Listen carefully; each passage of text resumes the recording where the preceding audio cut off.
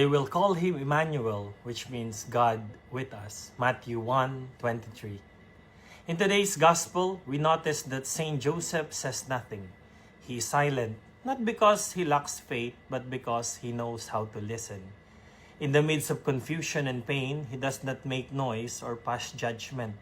Instead, he enters into the silence of prayer, and there God speaks to him. Joseph's silence is not emptiness. It is space for God's presence. And because he knows how to be silent, God entrusts to him Mary and the child Jesus, the Emmanuel, who is God with us.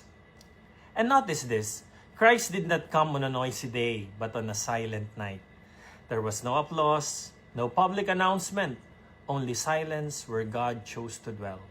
On this fourth Sunday of Advent, Saint Joseph invites us to be still, to pray, to listen. For very often, God does not shout. He is Emmanuel, God with us, who abides in the silence of our heart. Let us pray. Lord, teach us to be silent and trusting like Joseph amidst the vicissitudes of life. Teach us how to pray with the heart and find you there constantly guiding us every step of our journey of faith. All this we ask through Christ, our Emmanuel, and your Son. Amen. In the name of the Father, the Son, the Holy Spirit. Amen.